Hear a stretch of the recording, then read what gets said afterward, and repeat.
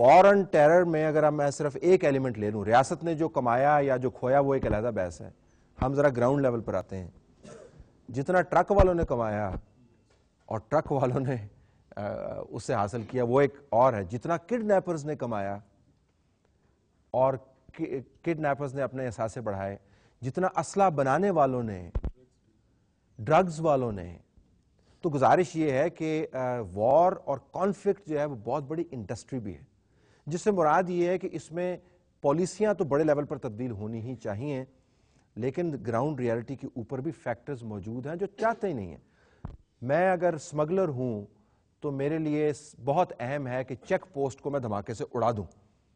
اس وجہ سے نہیں کہ چیک پوسٹ پہ جو بندہ بیٹھا ہو اس نے میرے بندے مارے ہیں, ہو سکتا ہے یہ بھی ہو, لیکن اس وجہ سے کہ بھائی میں نے اپنا کانٹرا بینڈ جو ہے یہاں سے نکال کے لے کے جانا, جتنا کم. ٹمبر مافیا تو چاہتے نہیں ہیں. تو یہ جو حالات و واقعات ہیں ان علاقوں کے, اس کے اوپر بھی ایک آنکھ ضرور رکھیے گا. Just a thought for you.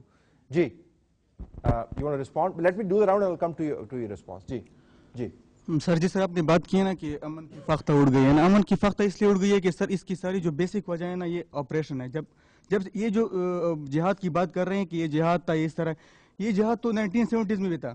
یعنی رشیا جو ہے تھا اس ٹائم بھی یہ لوگ یہی جہاد تھا, لوگ تھے جہاد لڑ رہے تھے, لیکن اس ٹائم تو اس طرح کوئی لڑائیاں وغیرہ نہیں تھی, امن بھی تھا. ہماری جو پشتونوں کی ایک ایک انچ زمین جو ہے ہماری تقسیم ہے, ہمارے آپس میں کوئی لڑائیاں نہیں ہے, نہ ہماری عورتوں پہ لڑائی ہیں نہ زمینوں پہ لڑائی ہیں. اس کی جو بیسک وجہ یہ آرمی آپریشن ہے. جب سے آرمی فار ایگزامپل کوئی ڈرون اٹیک ہوتا ہے نا ایک گھر میں, اگر آپ یعنی ایک گھر میں ڈرون کو تو یہ پتہ نہیں ہوتا کہ میں کہاں پہ گرا ہوں, ضروری تو نہیں ہے کہ اس کے ریزلٹ کس طرح, لیکن ایک گھر میں 5 بندے مارے جاتے ہیں. اس میں اگر فار ایگزامپل ایک بندہ جو کہتے ہیں کہ مسکریمنٹ ہو یا اس طرح ہو یا شدت پسند ہو, باقی تو معصوم ہوتے ہیں نا. اگر میرا کوئی بھائی, میرا کوئی بہن مر جائے, میری کوئی بیٹی مر جائے, میں تو ضروری ہے کہ میں تو ہتھیار اٹھاؤں گا. مسئلہ فخر یعنی آپ کہنے ہیں کہ امن کی فخر اس لیے اڑ گئی ہے. اچھا یہ اسی نقطے پہ رہے. 2 سوال آپ سب کے لیے اسی نقطے کو آپ بڑھاتے ہوئے, اگر آپ اس کا جواب دینا چاہیں تو مائک ابھی آپ کے ساتھ ہے. یہ بتائیں کہ مالاکنڈ ایجنسی کے اندر بہت عرصے تک جب MMA کی حکومت تھی تو حالات خراب ہوتے ہوئے اس طرح نظر آئے کہ ریاست کی جو رٹ ہے وہ کمزور پڑتی چلی گئی. MMA کی حکومت نے یہ کہا جی کہ ہم نے یہاں پر طاقت کا استعمال نہیں کرنا, ٹھیک ہے نا جی, اور انہوں نے اس کی اجازت نہیں دی.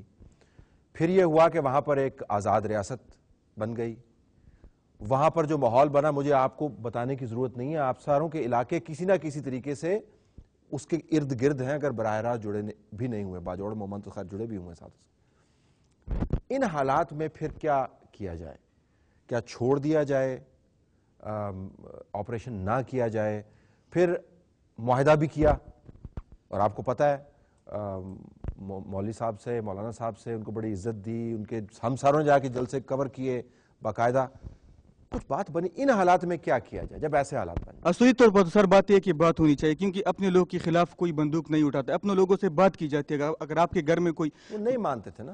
نہیں سر مانتے ہیں, کیوں نہیں مانتے ہیں, لیکن بات بڑھائی نہیں ہے ان لوگوں نے. بات یہ ذرا یہاں پہ آ کے تھوڑی سی سر میں جواب دیتا ہوں. ہاں آپ نے بات کی صوفی محمد صاحب کی نا, صوفی محمد صاحب کی وجہ سے 30 لاکھ لوگ بے گھر ہوئے. اگر وہ قصوروار ہے تو اس کو پھانسی دے دی جائے, کیونکہ جند اللہ کے آدمی کو پکڑا ہے 10 دن کے اندر اندر ایران نے پھانسی دی ہے. کیوں نہیں دے رہی آرمی, ہماری آرمی کیوں نہیں دے رہی اس کو پھانسی, ہماری حکومت کیوں نہیں دے رہی اس کو پھانسی؟ اچھا اگر صوفی محمد نے پارلیمنٹ و آئین سے انکار, وہ کہتے اپنے بندے کو تو نہیں پھانسی. ایک منٹ سر, اگر صوفی محمد نے آئین کو نہیں مانا اور پارلیمنٹ کو نہیں, کیا اسلام آباد میں لوگ مانتے ہیں آئین کو؟ اصل غلطی مولا نذیر یا بیت اللہ مسعود کی نہیں ہے, اصل غلطی اسلام آباد میں. دیکھیں ایک غلط اگزامپل کوٹ کر کے دوسری غلط اگزامپل کو آپ جسٹیفائی نہیں کرتے. وہ تو ہم نے پہلے پارلیمنٹ کو تو ہم نے کر دیا. ہم آپ سے یہ کہہ رہے ہیں کہ کہیں نہ کہیں ریاست کو لائن ڈرا کرنی پڑتی. میں آپ کو مثالیں دے دیتا ہوں, یہ نہ سمجھیے گا کہ میں طاقت کے حق میں ہوں, بالکل بھی نہیں, لیکن میں تاریخ سے نظر بھی نہیں ہٹا سکتا. خانہ کعبہ کے اوپر جنڈ اللہ کا آپ نے ذکر کیا نا, پہلا جو جنڈ اللہ کا اٹیک تھا وہ خانہ کعبہ کے اوپر کیپچر کرنے کا اٹیک تھا. ہم نے سمجھا امریکہ نے کر دیا ہے, ہم نے یہاں پہ ان کی ایمبیسی جلا دی. وہ کسی اور وجہ سے جلانی چاہیے تھی, اس وجہ سے کم از کم نہیں جلانی چاہیے تھی. تو سعودی عرب کی ریاست نے کیا کیا؟ سعودی عرب کی ریاست نے کیا ان کو پھول بھیجے, ان کو مٹھائیاں بھیجیں, ان سے قسمیں لیں؟ سعودی عرب کی ریاست نے ایک دنیاوی فورس کو کریٹ کیا, گلوبل فورس کو کریٹ کیا, جس کے اندر پاکستانی بھی تھے اور فرینچ سولجرز بھی تھے, اور مقدس ترین جگہ کے اوپر جا کے انہوں نے they killed them. गुजारिश करने का मकसद ये है कि रियासत जो है उसकी रेट को जब आप चैलेंज करते तो रियासत रिटेलिएट्स। तो ये जो हद आपने कहीं ना कहीं तो आपने हद डालनी होगी ना कि यार इससे आगे तो थोड़ी सी गुंजाइश बनती है। ये हद मैं आपसे जानना चाहता हूँ। है मुश्किल सवाल, मुझे पता है। मुझे पता है सर। मैं तो ये कहता हूँ, अगर मैंने तो पहले आपको ये बता देना कि अगर सोफी मोहम्मद साहब ने ये किया है तो उसको मतलब बंद कर देनी चाहिए, या जो सजा उस पे आईन पे है वो सजा उसको दे देनी चाहिए। लेकिन अभी तक तो उसको नहीं मिली। तो ये कौन लोग थे जो टेक ओवर करना चाहते? Who were these people? Sir इसका जवाब मैं नहीं दे सकता। मुझे पता है जवाब का, वैसे तो बहस के लिए कर। आपने एग्रीमेंट्स की बात की कि उनके साथ एग्रीमेंट्स भी हुए, ऑपरेशन भी बिल्कुल ऑपरेशन के बाद एग्रीमेंट्स होते हैं या ऑपरेशन से पहले होते हैं। जब एग्रीमेंट्स वायलेट हो जाते हैं तो ऑपरेशन शुरू हो जाते हैं। लेकिन जितने भी एग्रीमेंट्स हुए हैं, शकाई के एग्रीमेंट में मैं खुद बैठा था, जो कमांडर नेक मोहम्मद और पाकिस्तानी गवर्नमेंट के बीच हुआ था, सफदर के साथ जो उन्होंने किया था। सफदर थे ना, सफदर साहब। उस एग्रीमेंट का रिटर्न फॉर्म उन्होंने एक दूसरे के साथ रिटर्न फॉर्म में कुछ साइन कुछ नहीं था, और उसी एग्रीमेंट के अंदर मैं उस जलसे में बैठा था सर।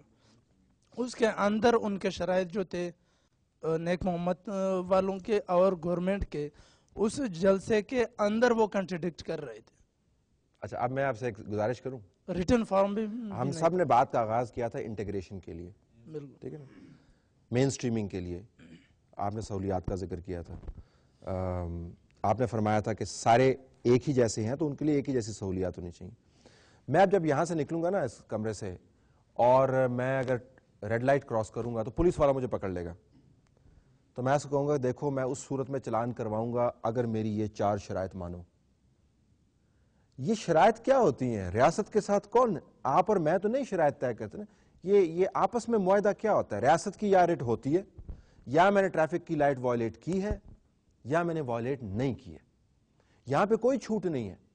तो मॉडर्न रियासत के अगर आपको इदारे लेके आने पड़ते तो फिर वो शरायतनामा नहीं आप रख सकते ना सामने। जी ये मसला है सर वो बात आपकी ठीक है, लेकिन रियासत ने जब उन लोगों को आप लाया और उन लोगों को अपने पास बिठाया कि हम आप लोगों को कुछ वो दे देंगे और कुछ आप लोगों से ले लेंगे ताकि ये टेंशन जो है ना रिलीज हो जाए, ठीक है। ये तो नहीं था कि गवर्नमेंट ने उन्हें कहा कि हम आप नहीं करते। दूसरे ममालिक के साथ मुआहदे होते हैं, दूसरे ममालिक के साथ मुआहदे। मॉडर्न रियासत की बात कर रहा हूँ, आपस में मुआहदा नहीं होता। मैं नहीं कहता थानेदार को मैंने बंदा तो मार दिया यार, लेकिन बात सुनो, मैं तुम्हारे पास तब आऊंगा अगर जो है ना तुम जो है ना मेरे से 10 फुट दूर खड़े हो। सर फिर हम इनको मुआहदे क्यों कहते हैं? अगर मैं आपसे पूछना चाह रहा हूँ ना, आप उस इलाके से हैं, वहां पे आप क्यों मुआहदों? सर आप लोग अखबारों में भी लिखते हैं, आप लोग मीडिया वाले भी कहते हैं। He wants to add something. Will I come to you as well? जब तक स्टेट के स्ट्रेटेजिक इंटरेस्ट रहेंगे मेरे ख्याल में अमन नहीं आएगा।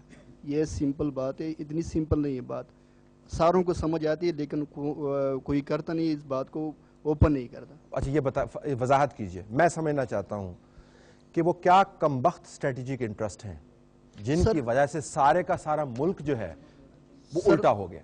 सर आप सही समझते हैं इस चीज को, स्ट्रेटेजिक डेप्थ वाली बात है। ओ जी, अपनी शहरों के अंदर डेप्थ नहीं रहेगी, आप कौन सी स्ट्रेटेजिक डेप्थ? हमें तो पता है सर, आपकी तरह के लोगों को तो पता है कि इसका क्या फायदा है, तो उनको नहीं पता। मेरे ख्याल में नहीं पता, क्योंकि वो जो भी एक नजरिया रखते तो फिर वो छोड़ने का नाम नहीं लेते।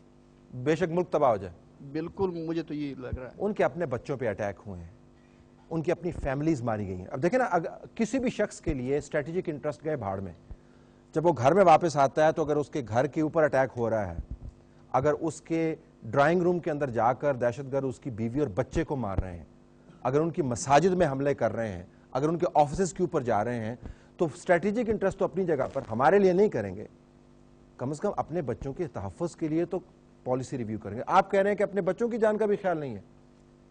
ये तो कोई बात बनती नहीं, समझ नहीं आई मुझे इस बात की। वो क्या इंटरेस्ट है फिर?